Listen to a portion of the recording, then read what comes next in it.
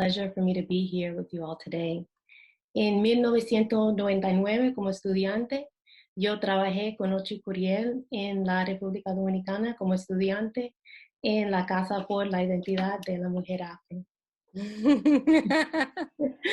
Ha admirado el trabajo que han hecho ustedes durante muchos años. I've admired and respected the work that you all have done throughout the course of many years.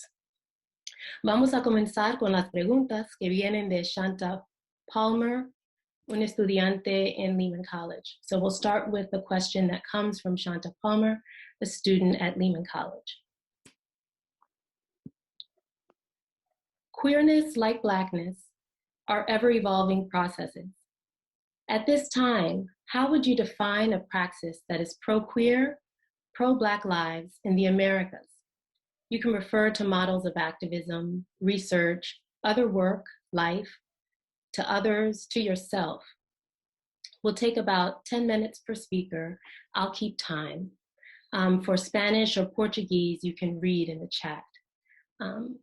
Vamos a coger como 10 minutos para cada persona y para español o portugués pueden leer las preguntas en el chat. Comenzamos con Tanya. We'll start with Tanya. I knew it. This is such a big question. Well, I would say my first response would be that there's no model. There's no one model. There's no one revolutionary model. And even if there were a model today, it would have to change tomorrow or in 2 hours from now. I guess, I don't know if I have like a 10-minute response to that. I actually would be interested in kind of hearing what folks, the other panelists say or think too, and just kind of be more in conversation with them about it, because I think that anything that emerges, any type of like thought and action that emerges has to be kind of like a collective effort, right? I think even from the beginning, just the idea of like me or all of us, right? Like speaking from this perspective as like the expert or like the not, or like just a person that has like the answer is kind of like probably the opposite way to begin like even answering this kind of question. But one of the things I would say is that like revolution is a continuous process. I don't think that there's a beginning or an end. It's something that has to constantly, our needs change, our psychologies change. So there would have to be a constant like re-engagement to see if we're living up to whatever values, like basic values of just like dignity, love, respect, all those types of things, right? So I think that would be the first thing, is just remembering that. So just like queerness, Blackness, all of these concepts, these words, these terms that we use to point to things that have existed for a long time and things that have come into existence and are changing. I think the idea of revolution changes. So I wouldn't know how to give like a model other than just think about points of like departure or areas where we might need to focus, but there's going to be many areas that we're never going to come up with an exhaustive list of it. So that's pretty much all that I have to say. Just to kind of start the conversation, right? Thank you, Tanya. That makes sense, and we can go back and forth. Grisel, you want to jump in?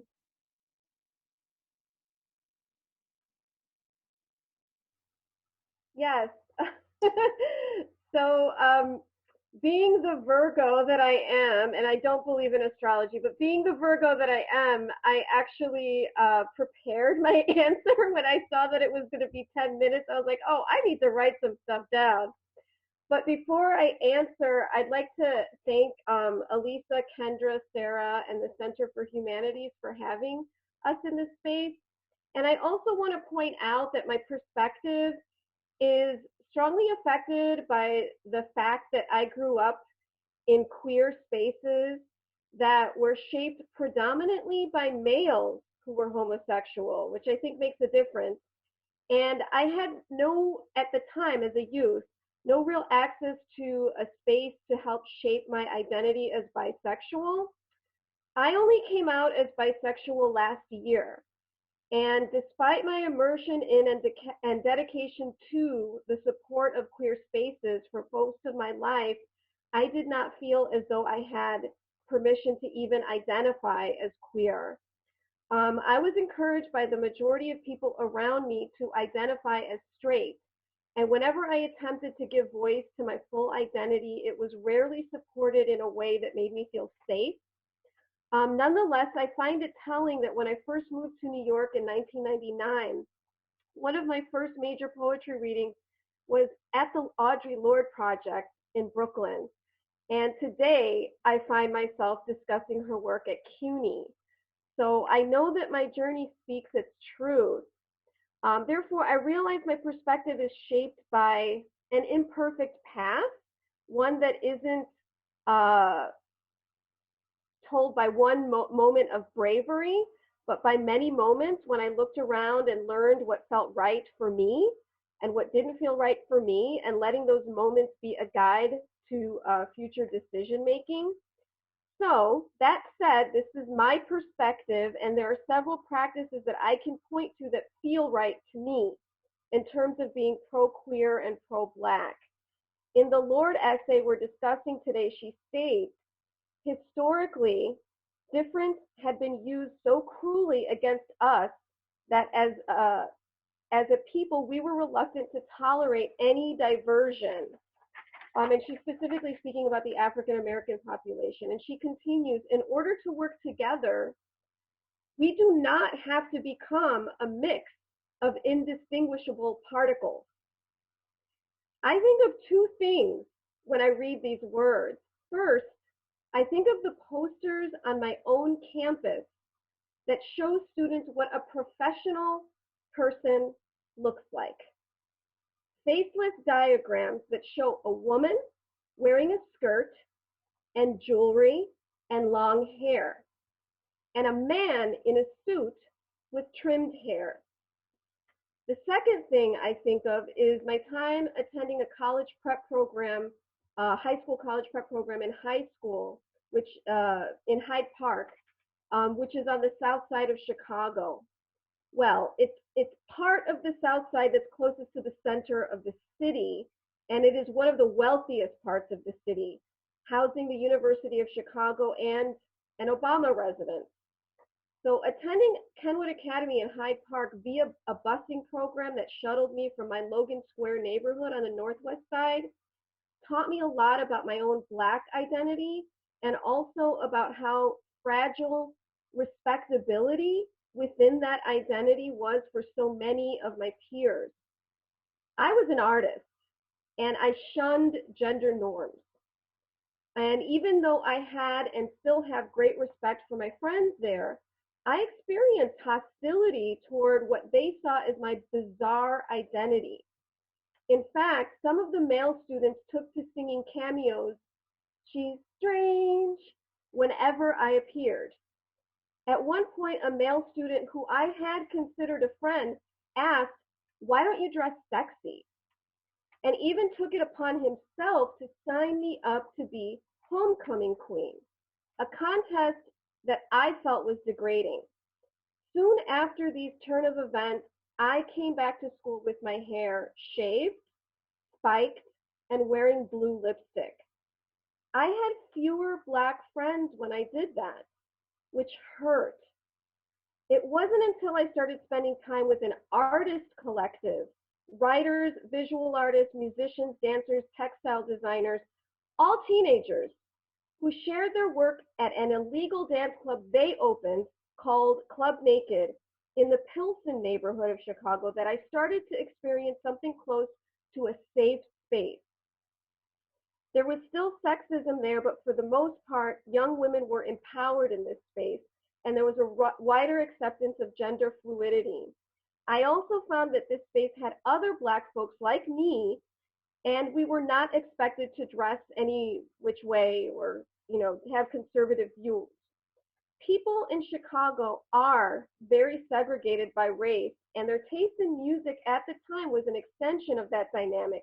However, at Club Naked, we heard heavy metal, house, soul, punk, all spinned in traditional Chicago house style, which means the songs were perfectly blended with each other. Think of that also in aspects of race and gender. I literally found my center in this space. Nothing felt like it. And I seek to recreate this dynamic in my classrooms, where all the students are discovering for themselves and creating their own personal learning. It is difficult to do this in academic settings, but I try. I maintain that when artist collectives are at their best, they create spaces where queer Black folks can flourish. These are pro-Black, pro-queer spaces. This praxis, one where creativity centers all differences as necessity, as an asset, as a strength, was not repeated in my life anytime soon. I found that in order to survive living in my religious household and in college, I had to, as Lord puts it, deny or choose between different aspects of my identity. While I was successful in college, this denial had devastating results on my mental health. Centering my attraction to men, even though I was clearly bisexual, made connecting with anyone impossible. I remember what people said about bisexual people back then, that we were sex starved, that we are sleazy, that we are confused, that we have issues, that we can't make a decision. I incorporated these ideas into my body, and whenever I felt an attraction toward a woman, I assumed it was a fetish and shoved it down.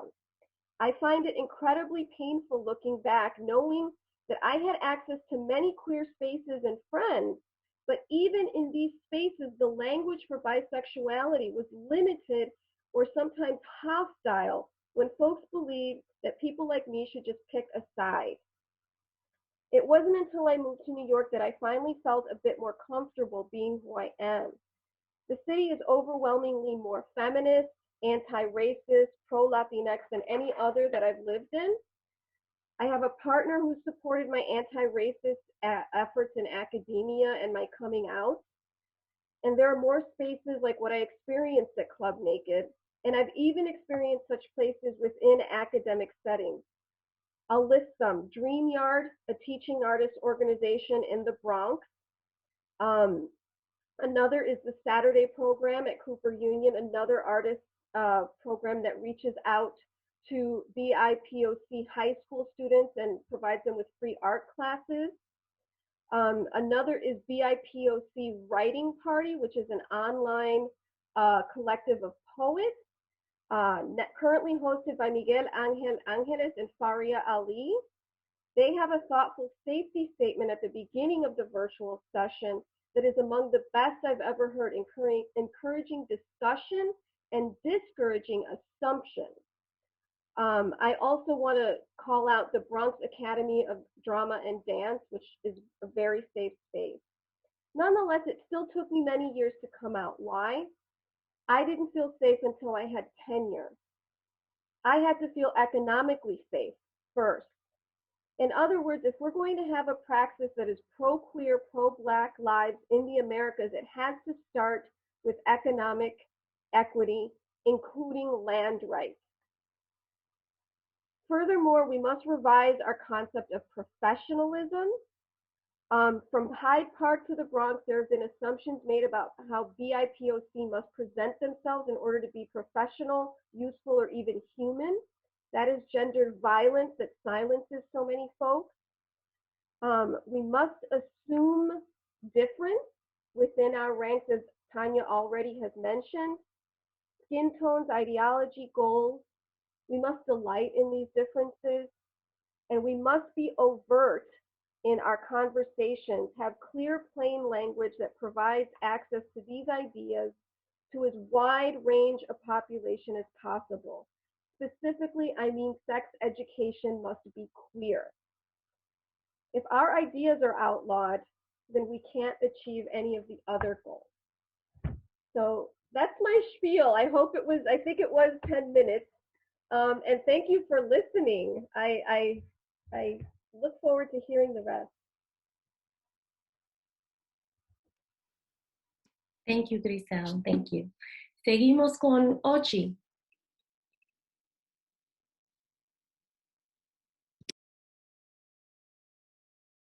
Hay que quitar el mute. Gracias. Esta locura de webinares y los micrófonos es todo el tiempo. Bueno, primero estoy contenta porque estamos celebrando el pensamiento, la obra de Audre Lorde, una compañera que yo admiro mucho por sus palabras, pero también por lo que fue por su vida, y me gusta que nos conectemos a través de Audre Lorde para pensar estas dos preguntas. Quiero agradecer a Sara por todo el trabajo y a todas las compañeras que lo han hecho posible. Y bueno, me encanta encontrar a Javiela en este espacio, me gusta mucho. Creo que ahí está una forma de nuestra diáspora, ¿no? Bueno, decirles que voy a hablar desde lo que hemos llamado Abya Yala, que es el nombre que le hemos dado de forma decolonial, el primer nombre que se usó para hablar de América Latina y el Caribe. América Latina y el Caribe es un concepto colonial. Entonces voy a hablar desde este lugar, ¿no? Que yo creo que es distinto a pensarlo queer desde Estados Unidos, ¿no? Y lo voy a hacer a través de mi propia historia. Creo que lo queer en Abya Yala, en América Latina y el Caribe, no ha tenido que ver con el tema de la negritud, por ejemplo, ¿no? Entonces, lo digo porque la pregunta dice la queeridad tanto como la negritud, y yo quiero hacer una separación de los procesos que históricamente hemos llevado a cabo en esta región sobre procesos antirracistas, procesos sobre la identidad negra, porque precisamente yo conocí particularmente lo queer primero a través de las historias en Estados Unidos y también muy paralelo a lo académico, a través de Teresa de Lauretis, la misma Gloria Saldúa, etcétera, ¿no? Entonces, yo comencé a conocer en América Latina y el Caribe, en esta Abya Yala, gente queer, que se definía como queer, a partir de una serie de adecuaciones, ¿no? A la palabra queer con Q, a queer con C, ¿no? Porque queer con Q no tenía resonancia supuestamente en el habla castellana, ¿no? Entonces, ¿quiénes eran las primeras personas que yo conocí que se asumía queer? Pues fundamentalmente gente que había tenido acceso a una teoría postmoderna, ¿no? Fundamentalmente en Estados Unidos y fundamentalmente en Europa. Es decir, que este concepto, esta identidad política viene fundamentalmente de la gente privilegiada que está ligado a la academia blanca, paradójicamente, a la academia blanca que tiene una cuestión, digamos, unas relaciones con las teorizaciones, ¿no? Y además, una de las cosas que a mí particularmente me molestaba de estos queer de aquí, de América Latina y el Caribe, es que empezaban a asumirse con una calidad moral frente a quienes nos llamábamos lesbianas, feministas, trans, gente negra, gente negra, etcétera, que yo siempre digo, aquellos y aquellas que precisamente sentíamos la violencia racista, sexista y heterosexista, y esos queer, con C, entonces se asumían como morales porque nosotros estábamos también apelando al tema de la identidad, en este caso política, ¿no? Entonces, un problema serio, y ahí yo creo que tendríamos que traer a Star Hall con su pregunta, ¿quién necesita de la identidad? ¿No? Obviamente la mayoría de nosotras que hemos sido lesbianas feministas, antirracistas, nunca hemos pensado que la identidad es una cosa esencial, sino que, como dice Spivak, es una cuestión estratégica, ¿no? Por tanto, yo sigo defendiendo la importancia de la identidad en muchos de los grupos que están afectados por el racismo, por el sexismo, etc. Se dice que lo queer no es una identidad, pero yo siempre digo que lo queer es una identidad, porque la identidad lo que hace es definir un proyecto político o definir una posición, digamos, política en ese sentido, ¿no? Entonces, una de las cosas que me incomoda en este contexto, repito, de América Latina y Caribe, yo no creo tanto, no sé si Puerto Rico, pero el Caribe que yo conozco, la verdad que muy poca gente se define queer, porque no es una categoría, digamos, que expresa la experiencia en nuestra región, precisamente porque lo queer viene fundamentalmente de Estados Unidos, ¿no? Más allá de que alguna o alguno, pero en términos de movimiento, aquí no existe un movimiento ni queer con Q ni queer con C. Y la otra cosa que me incomoda mucho de estos queer, que son blancos, y fundamentalmente en América Latina tomamos a Argentina y a Chile como quienes llevan la vanguardia con esto, es que la mayoría de las veces tú no lo ves comprometido con una lucha antirracista, con una lucha frente al heterosexismo, con una lucha frente al despojo, con una lucha frente a los asesinatos de líderes sociales. Es decir, es un concepto, es una identidad que más bien, lo veo yo, se sitúa desde una lógica moralista en términos de digamos, planteamientos teóricos, pero eso no tiene un anclaje con los movimientos sociales. Entonces, para mí es muy difícil responder a esta pregunta con este contexto. O sea, más allá de que yo entiendo que lo queer ha sido fundamental en Estados Unidos, que vino de las clases trabajadoras, de la gente negra, etcétera, eso aquí no tiene resonancia. Y eso es importante porque yo creo que en la medida que podemos entender los contextos, ¿no? Donde se da todo esto, evitamos una lógica de, digamos, de pensar que todos los movimientos más avanzados, ¿no? Están atravesados por los mismos conceptos. Esa sería mi reflexión de estos 10 minutos. Gracias, Ochy. Eso es importante, como para que pensamos en la pregunta que tenemos aquí. Quizá la pregunta, debemos tener otra pregunta, otra manera de pensar en esta cuestión. Seguimos con Juliana.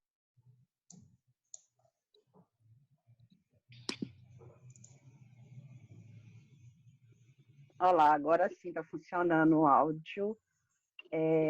Boa noite. Eu acho que é boa noite aqui no Brasil, pelo menos. Assim.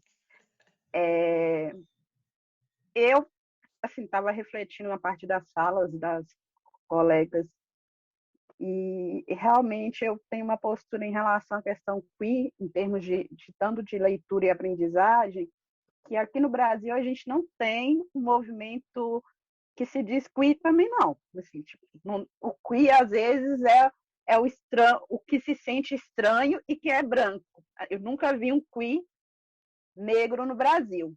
Apesar que eu, em determinadas questões, me encaixaria nessa concepção de queer, porque eu também me sinto a estranha em determinados contextos, em termos de sexualidade, em termos de também de ser humano mesmo.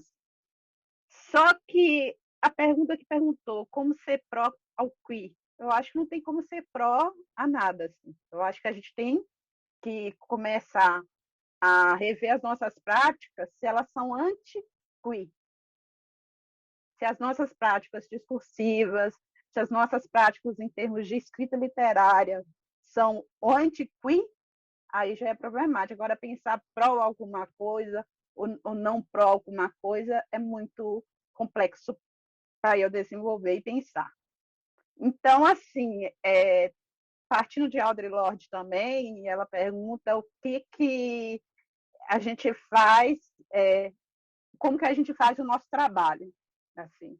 Então, pensando quando alguém me pergunta como pode ser pró alguma coisa, eu pergunto de volta, como que você atua a partir disso no seu lugar social, de relações de poder, como que você se vê nessa relação? Não querendo ser queer, mas nem querendo ser representante do queer, mas como que você se comporta dentro das suas questões sociais a partir do que é o queer. O que você faz da sua parte em relação a isso? Enfim, ninguém nunca me dá uma resposta, por exemplo, quando eu pergunto sobre ser pró a luta antirracista, por exemplo, que é das temáticas que eu mais discuto, mas agora de uma maneira interseccional, pensando nos corpos pretos a partir das outras questões da dimensão identitária desses sujeitos. E eu acredito que somos seres complexos, né? Todos nós, até os brancos, e a nossa identidade ela acopla outras tantas identidades. Então, como pensar o pró à existência alheia? É necessário que cada ser humano, ser social, repense qual que é a sua missão, qual que é o seu trabalho diante de todas essas questões. Ou é manter a homogeneização, né, das identidades, como prega um discurso hegemônico, ou lutar para que seja plural todas as identidades possíveis. Ou seja, que não haja definições que nossos corpos sejam colocados separadamente.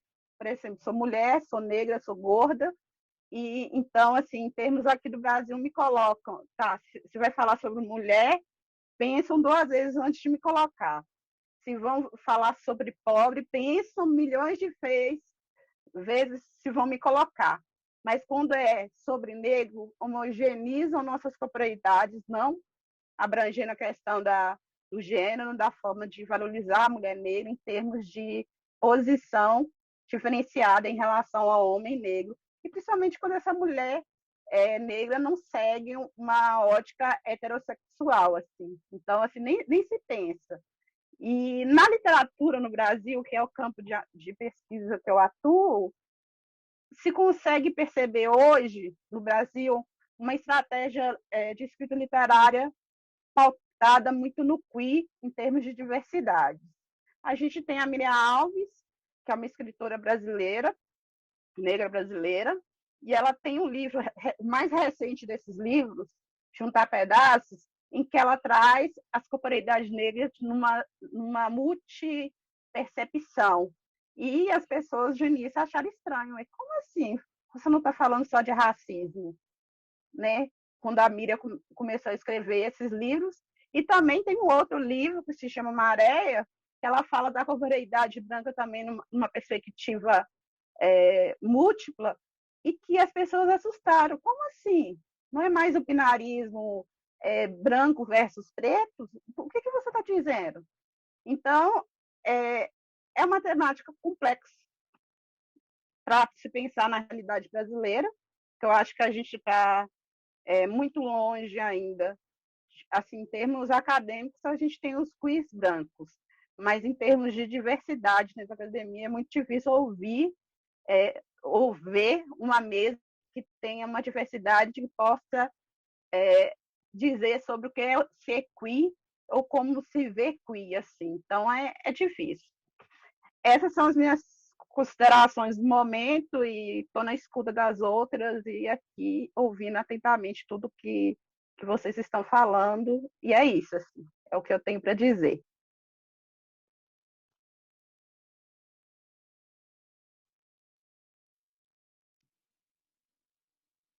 Gracias, Juliana. Thank you, Juliana. Obrigada, Juliana. So our panelists are having us think about positionality. And again, pueden leer en español o en portugués in the chat. Tanya, you want to say something? You can just unmute yourself and go. Okay, I just wanted to, yeah. Just go. So just thinking about the conversation so far, I just had some thoughts that I wanted to share. And I guess one is that I don't know, for me personally, if Black and queer are separate, because for me, Blackness is foundational for modern day notions of queerness. So if we go back and read the sexological literature, the race studies literature, think about the situation of Sarah Bartman, it's Blackness that serves as the basis for defining what is abject, non-normal, not normal, disgusting, etc. And so there's a way in which queerness, the term queerness in and of itself, the way that it became understood before it became a point for identity politics is actually racialized. So I think that, and for people that want to see a really good film that's so good it's horrible about Sarah Bartman, I suggest Venus Noir. So I'm kind of old school. I think that in some ways, I think that a lot of the problems are economies rooted in exploitation that dehumanizes bodies, dehumanizes what we call nature, that creates artificial divisions between the material world and the non-material world. I think that this question about negritud, cuiridad, revolution, I think it's a question about epistemologies. Because for me, Blackness and queerness points to questions about embodiment, cosmologies, epistemologies, economic investments, culturally based or even ideologically driven perspectives on social organization. In one way, I think that what we're talking about is what many people refer to as the fifth element of hip hop, and that's the question of consciousness. And I think for me, these questions point to the need to move to something beyond the identity politics. And again, going back to, as it was mentioned before, that to me, the identity parts of things are tools, are a means to an end. So one of the things that I think in terms of something that's really interesting to kind of think about this question is this essay that was just translated in a special issue of the Caribbean Review of Gender Studies. It's online, it's available, and it's Queerlombo Epistemology by Tatiana Nascimento. And I think that that's, again, going back to challenging the boundaries that exist in this hemisphere, because there's a lot of amazing theory coming out of the Dominican Republic, out of Colombia, out of Brazil. And again, I go back to, I'm just kind of looking through my little notes to myself, but just thinking about how the problem isn't necessarily the word itself, but what has been done with it. White bodies travel, they define political projects, and even our rejection of ideas that they appropriate in the case of queerness, or even in some cases come up with some good, interesting ideas on their own. Our reaction to those also can actually reaffirm their political agendas and even limit or restrict ours across these Americas, right? So I just think that, just remembering, for example, that the queer movement in the States was spearheaded by the original queers, which are Black, Latinx, indigenous bodies. And this for this reason that we have to have more conversations like this one across language, because it increases our ability to not depend on the circulation of white bodies to make critiques about things that have to do with us and decide whether or not we're going to reject them because some white people arrived to Colombia and to Brazil and started using queer theory. Oftentimes I've seen the way in which even Jose Munoz's theories of disidentification has been taken up and re-signified to mean something completely different in Latin America and the Caribbean. And what I do want to point to, though, is that I'm not exempting us people of color from US America from our participation in that as well, because there are times that we function as proxies for this sort of like violent white epistemology that circulates in this hemisphere, consciously and unconsciously, but that's a whole other conversation, I think. But I think that, the most important thing is that we need to continue having more of these conversations so we don't end up getting sort of shortchanged in our abilities to come up with our own visions and circulate our ideas, even if we can't afford many times to circulate those ideas with our bodies in terms of physical space.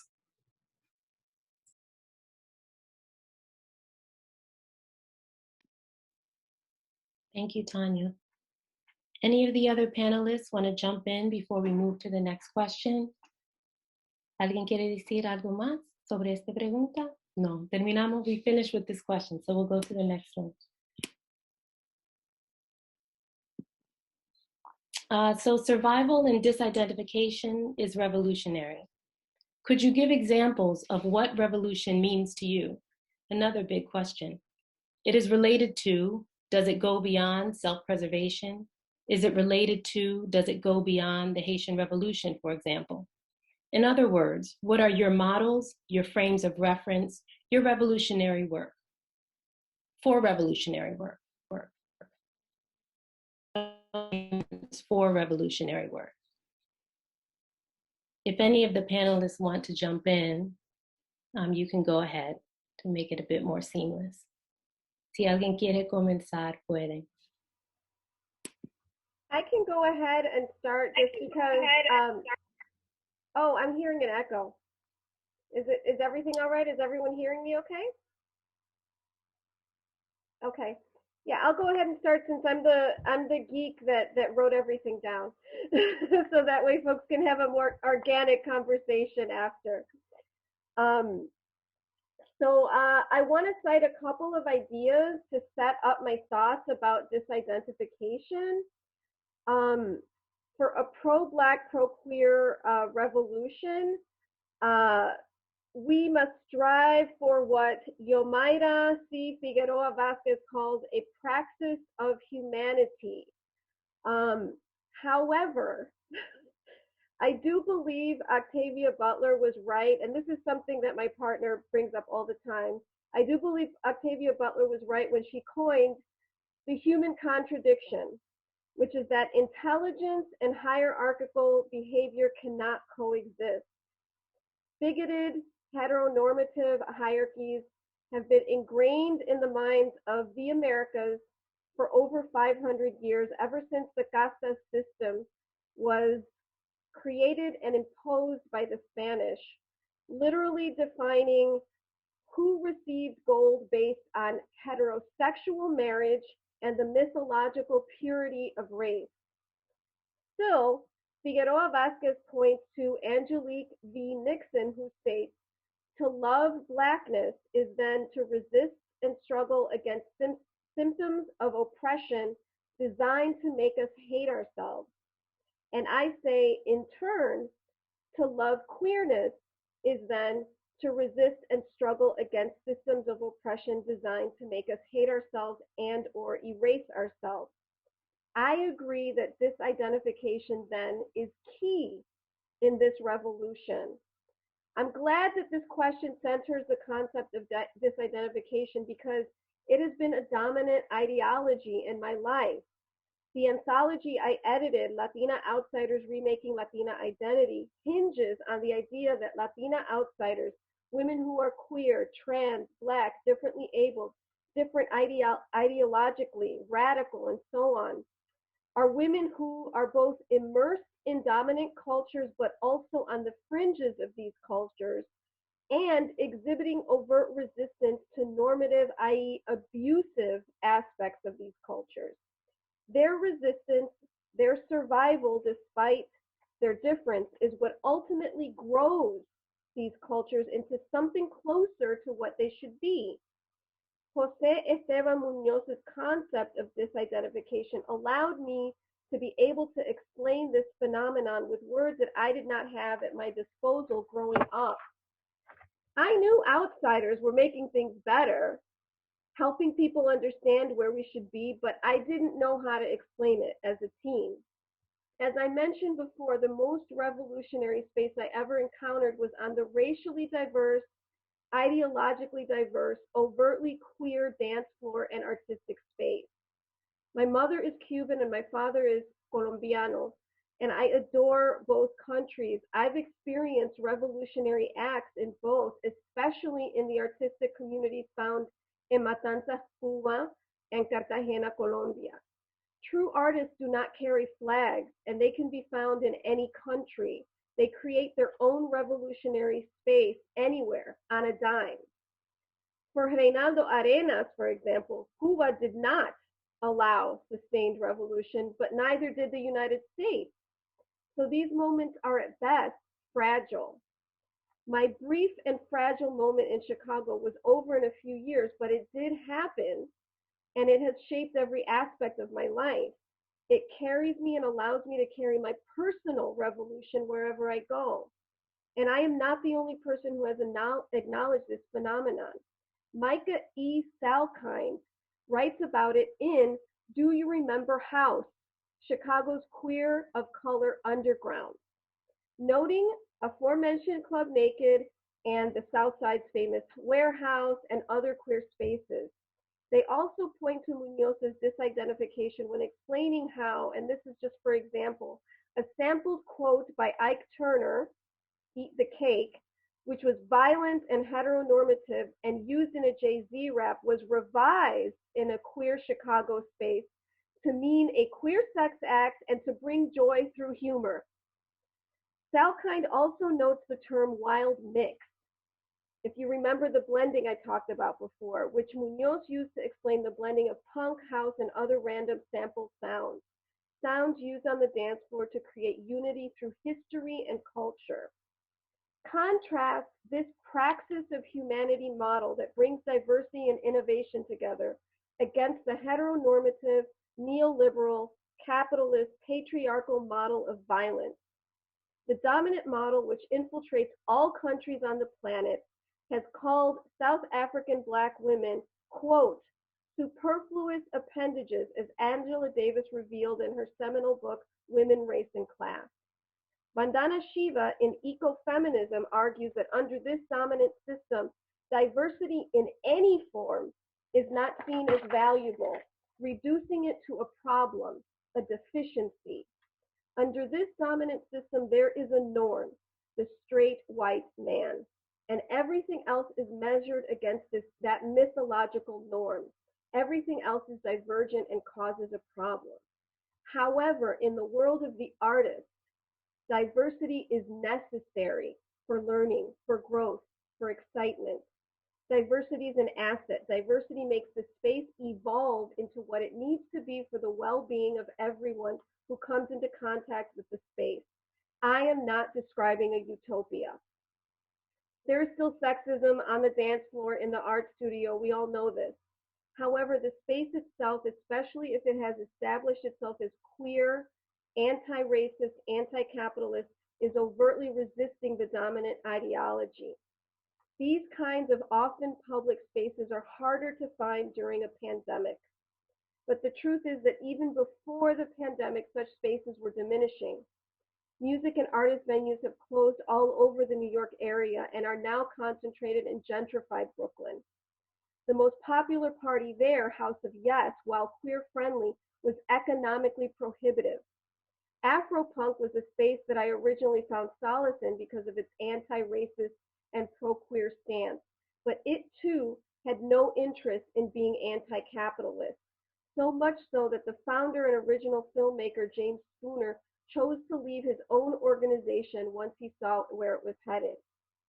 Ultimately, none of these organizations or spaces necessarily give Black women jobs or pass empowering LGBTQIA legislation.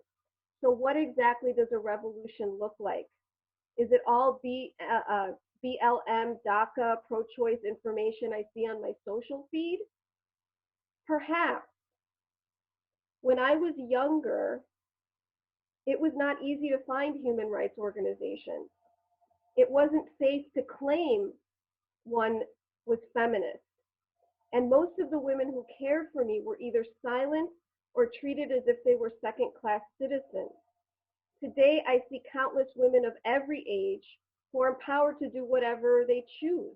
This is not to say that everything has changed. I'm saying that some things have. I want to cut it short just to give other folks a chance to talk, but I want to go back to what Tanya mentioned at the beginning, that these spaces come and go, and revolution, however brief and fragile it might be, has to be ongoing. It's never finished. The model is never finished. If anything, we're constantly tinkering and adjusting. And there will be crashes, right? Building the plane while you're flying in it. But we must keep repairing and building. I had more, but I'm gonna cut it short and just see what other folks say so that maybe it can be more of an organic conversation. So that's the gist. Thank you. Thank you, Grisel. Anyone who'd like to proceed can jump in. Si alguien quiere seguir, puede. Sí, sigue.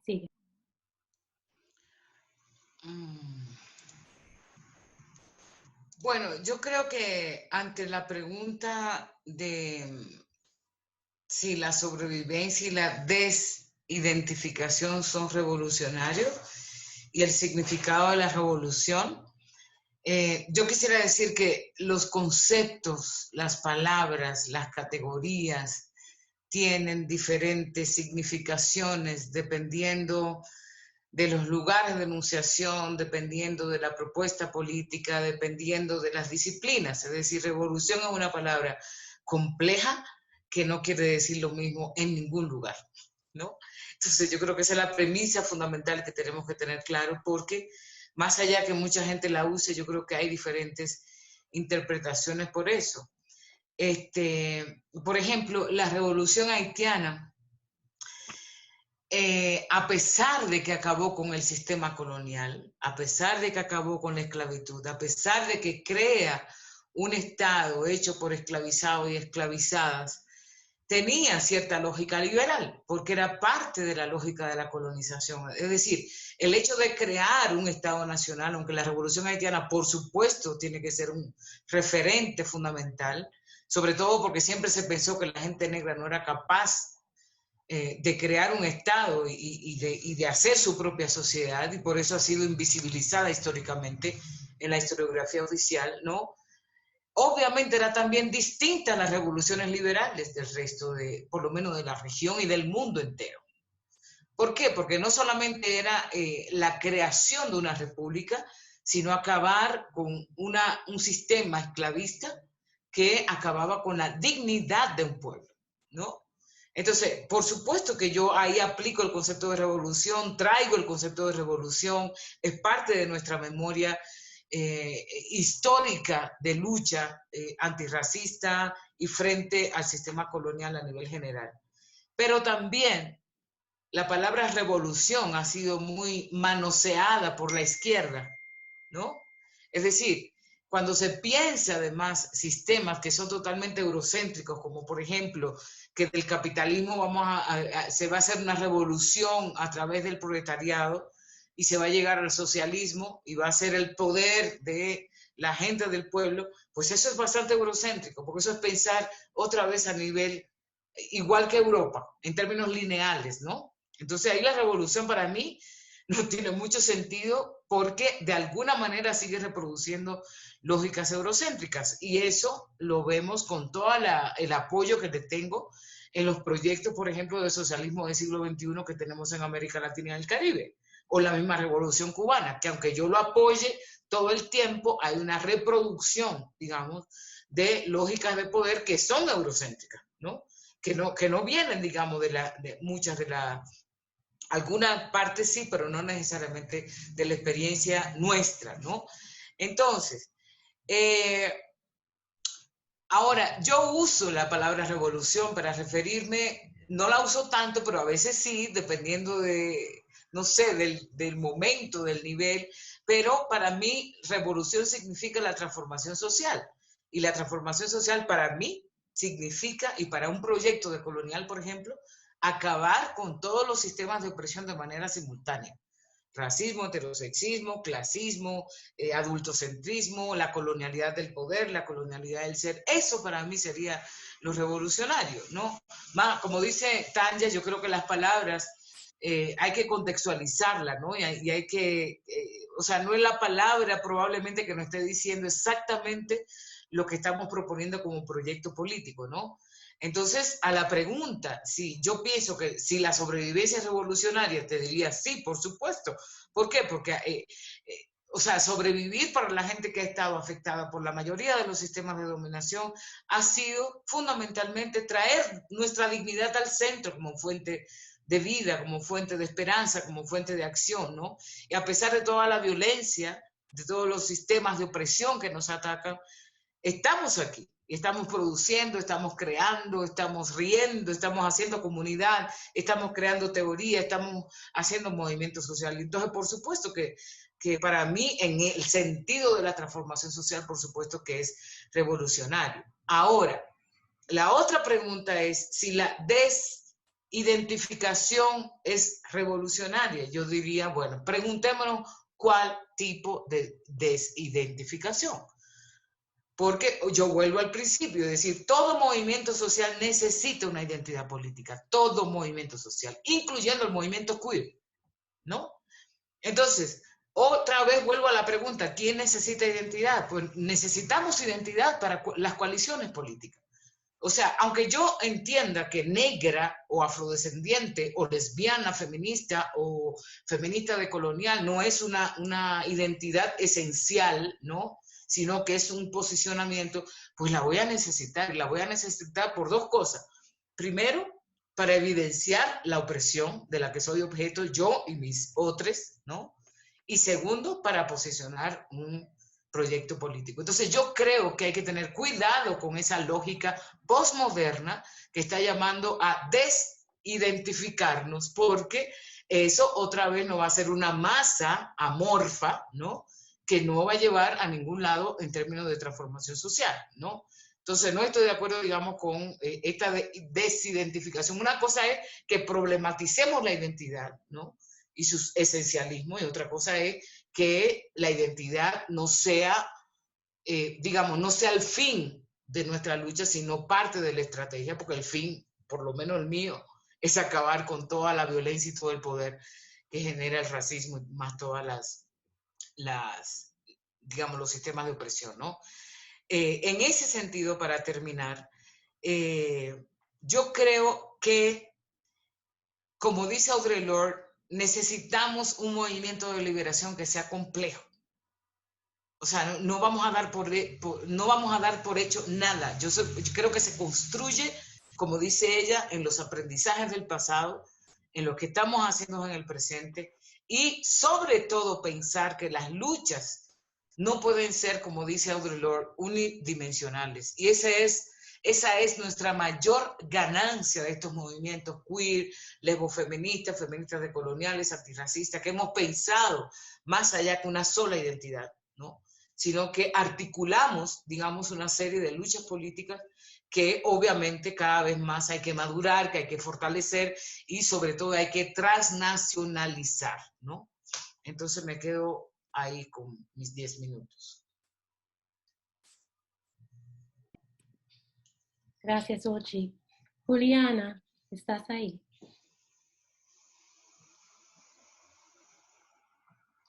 Estou aqui ouvindo, encantado com as coisas que eu estou ouvindo. Então, vou responder assim, diretamente a pergunta sobre o que é a revolução para mim. E, assim, eu acredito que a revolução, falando do meu contexto, assim, da minha geração, ela parte do diálogo com outras gerações. Por quê?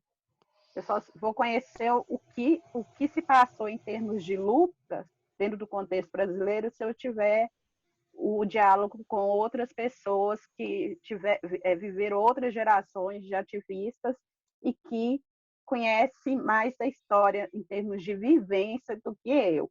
Então, a revolução, para mim, ela significa uma compreensão da história que envolve os nossos corpos negros, principalmente na história brasileira, e também tem uma configuração também discursiva. Por que eu falo que a revolução tem uma configuração discursiva e por que é esse tipo de evolução que eu prezo em termos de escrita, de pesquisa, elaborar? Pensemos, as práticas discursivas na sociedade, nas sociedades em gerais, elas são potentes, para convencer, para configurar esquemas de pensamento e de percepção. A gente percebe as coisas a partir dos discursos que a gente interage constantemente na sociedade. Ou a gente tem uma posição crítica em relação a esses discursos, tanto para negá-los ou aceitá-los, ou a gente reproduz automaticamente sem pensar e depois se arrepende. Então, eu acredito que a revolução ela precisa de uma base discursiva muito forte para poder, não é corromper, mas impedir de alguma forma as simbologias que a todo momento estão sendo veiculadas na mídia, na literatura, nas escolas, nos rádios, ou seja, para desconstruir da mesma forma silenciosa que o sistema faz para impor suas ideologias, essas questões que precisam, de fato, de nossa luta. Sobre o meu modelo de revolução e as referências de trabalho, sobre isso que eu tenho, em termos de, para mim, quais são as aprendizagens que eu tive em termos de revoluções, foi dentro da escrita literária produzida por mulheres negras no Brasil, que para mim, sim, uma escrita revolucionária, no sentido de que está, a todo momento, desmatelando cristalizações do imaginário social. E eu acredito na escrita como ferramenta mesmo de revolução, mas não acredito que a revolução seja um processo assim, pisquei e houve a revolução. Eu acho que ela vai exigir muito de todos nós, e quando eu falo todos nós, eu concordo com aquilo que a professora hoje falou sobre de sermos muitos mais unidos em termos de... A gente tem várias pautas identitárias para discutir, mas a gente pode se unir contra o mesmo inimigo, se assim todos estiverem dispostos. Mas, por enquanto, a gente tem movimentos unidimensionais, centrados em uma perspectiva identitária, que não abrange para as outras questões que estão dentro do próprio grupo. O que dificulta o diálogo, por exemplo, sobre o racismo gordofóbico, por exemplo, ou da gordofobia racista, por exemplo, dentro do movimento negro. Ou também o sexismo racista, que é em relação à forma como o homem branco é sexista conosco, mulheres negras, ou sobre o racismo do homem negro em relação a nós, ou seja, impossibilita essa unidimensionalidade da gente ter uma perspectiva completa das nossas próprias experiências. E eu tenho como referência de luta, de escrita, que eu vou falar que é a minha revolução, a revolução que eu estou travando. Eu tenho a Miriam Alves, tenho escritoras, outras escritoras negras, mas a Miriam Alves é a minha referência de escrita, porque a escrita dela é a forma como eu também penso a sociedade. Então, quando eu escrevo, por exemplo, quando eu produzo os meus textos, eu procuro que eles sejam verborrágicos. E quando eu falo verborrágicos, é no sentido de que tenha muitos verbos e tenha uma calmaria no fim para dizer o seguinte: nós estamos em ação. E é pelo discurso que eu convenço, é pelo discurso que eu corrompo, que eu quero corromper. Claro, dentro das tensões do poder, às vezes é exigido muito mais para fazer isso, mas é pelo discurso literário, principalmente, que eu considero a revolução. E eu acredito no discurso das escritoras negras e também dos escritores negros como uma revolução que está acontecendo no Brasil de uma forma assim, significativa, porque os escritores estão produzindo representações de um imaginário a partir deles mesmos, assim, os escritores negros e as escritoras negras.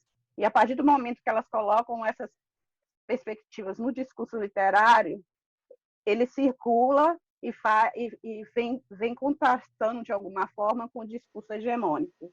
Então, às vezes, tem um poema que eu leio e falo assim: poxa, eu nunca tinha refletido sobre isso, nunca tinha pensado que era dessa forma, porque o discurso do poema em si toca facilmente as pessoas, porque é um discurso rápido, ou seja, quem cai na raia do poema dificilmente se livra fácil dele, assim, ou fica impactado ou simplesmente não gosta.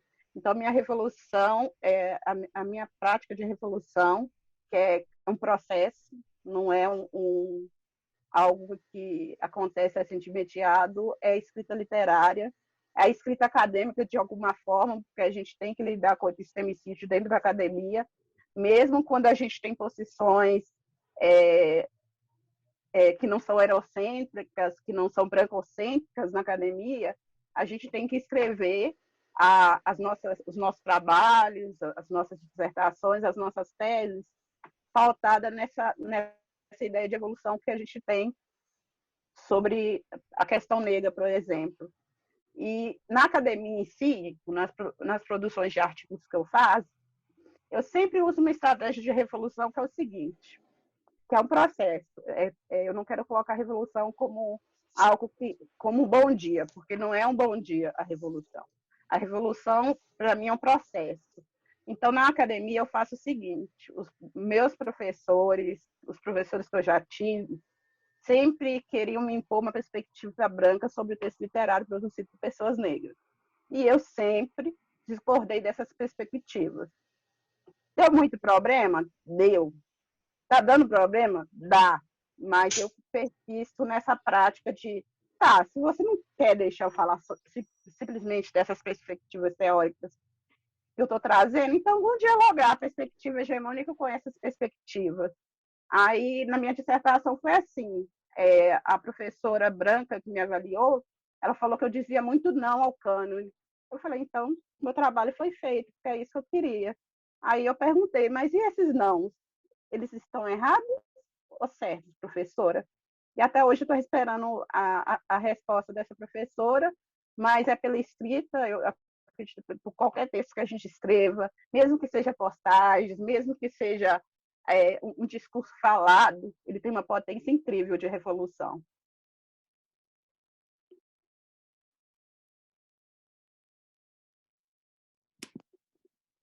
Gracias, Juliana. Okay, ahora vamos a tener, we're going to have some time for questions. Wait, hold on. Yes. Hold on. I want to chime in before we go to the questions, if that's cool. Just to kind of like listening to what everyone is saying, definitely in sync and in synergy with them. And I just wanted to go back to a couple points. And that's one is just the thought came to me of just the discussion about not getting paralyzed in the identity portion of everything.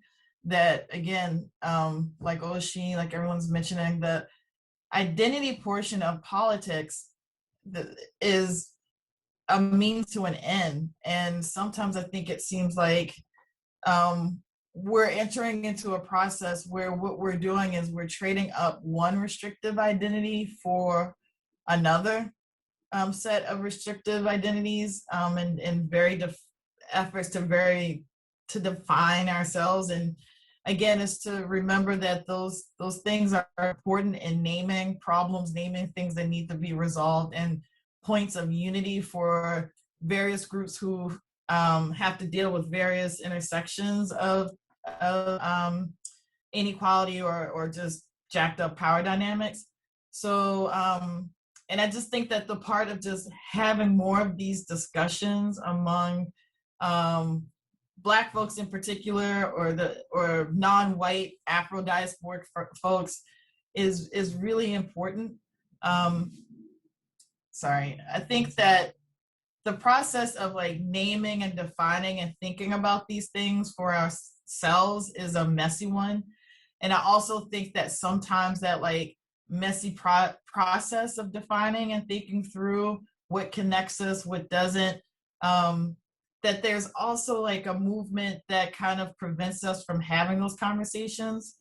So, for example, is it possible that sometimes in an effort to police the kinds of violences that we experience as a result of a racist, capitalist, colonial system, if we end up maybe turning that on each other as people of Black folks, and creates a situation where we can't even put our heads together to think through like our own messiness, because we're always still, even in that dynamic, mediated by whiteness, because it's a reaction against a system that we didn't create, but how sometimes we can do that against each other. And so one thing that I think about, for example, is remembering the Haitian Revolution example. I think that's a great one.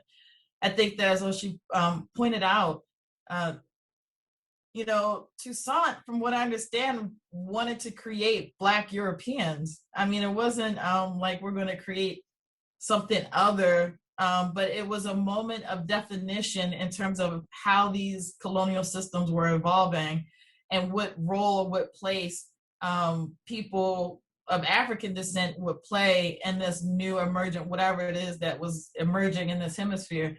And I think that points through to another line of thought that exists among Black folks, and that's the sort of like Black liberalism, the Obama people, these people who are very much invested in Black money, Black capitalism, something that I see is also taken off across the Americas. Like in Brazil, this whole concept of Black money as the path to liberation and doubling down on capitalism and empowering Black people through capitalism, through participating in the very system that is built to make sure we're exploited labor, that this double down and investment in it as a path to liberation and as a revolutionary practice is something that people really are buying into, and people like Jay-Z are held up as an example of his success, right? So this question about like revolution, disidentification, what are you identifying with? Why are you identifying with it? And is the goal to only identify with that? Like, what about the process of not just the process of identifying and disidentifying, but creating, imagining, bringing forth, which is why I appreciated some of the very tangible examples of what folks are doing from Grisel and Juliana, right? I think that those are also important examples to bring us back to thinking about everyday practice and what we can do in our everyday lives while we're also thinking about and theorizing the bigger picture. So those are just some thoughts that I had.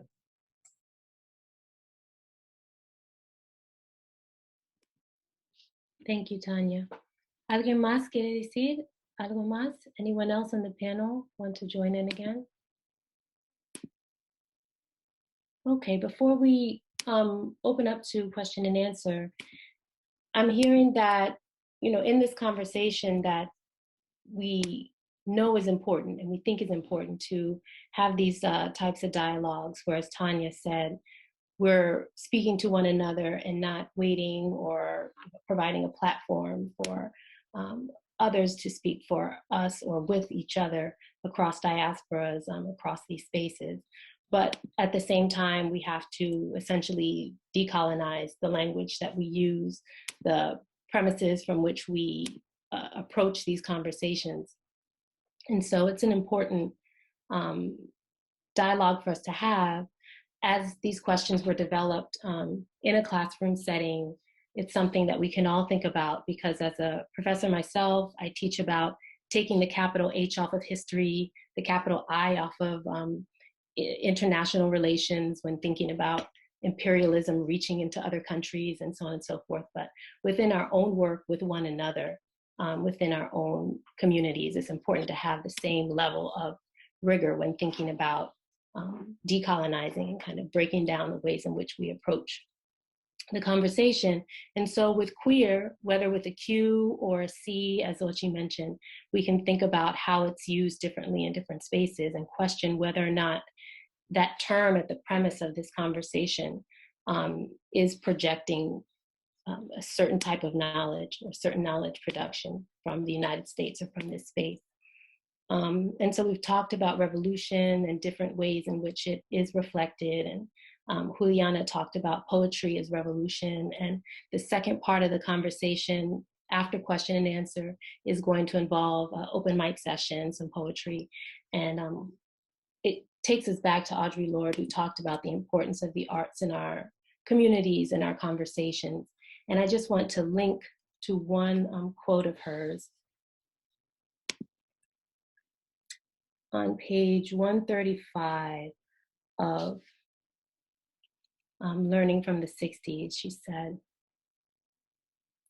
"We forget that the necessary ingredient needed to make the past work for the future is our energy in the present, metabolizing one into the other.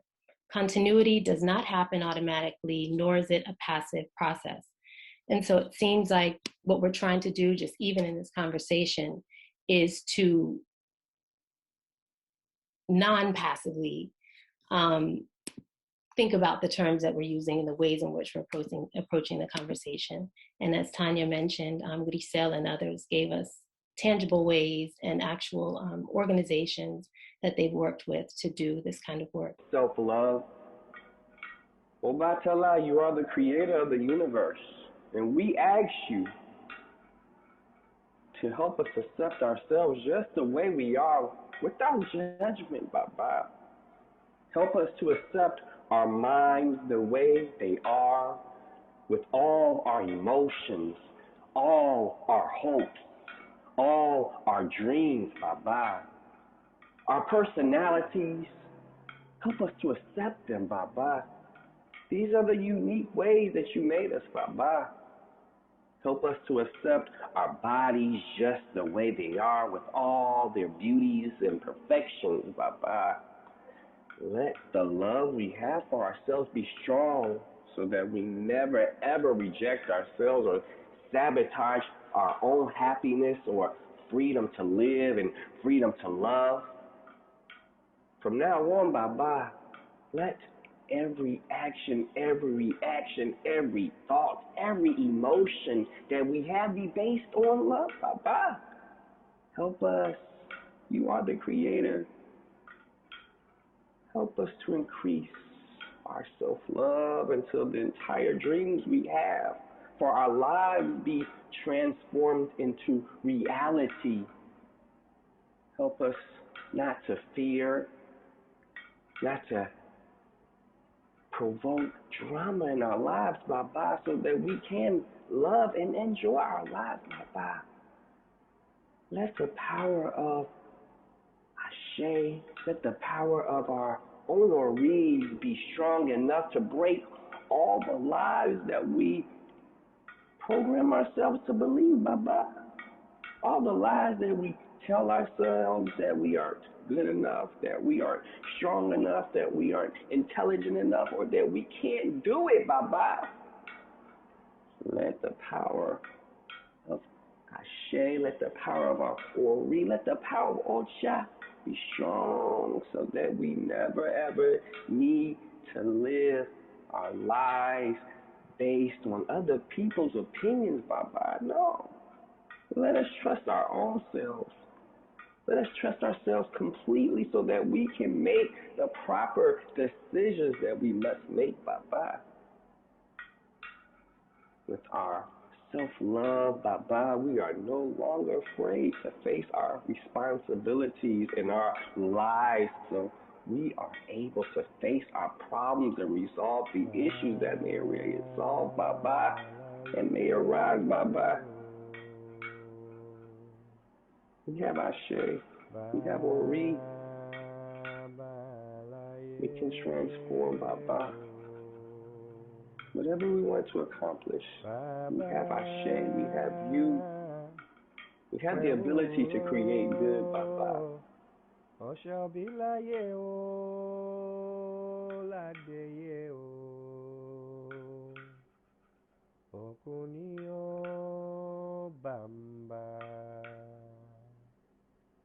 Ekwao batala, ekwao baba, ekwa.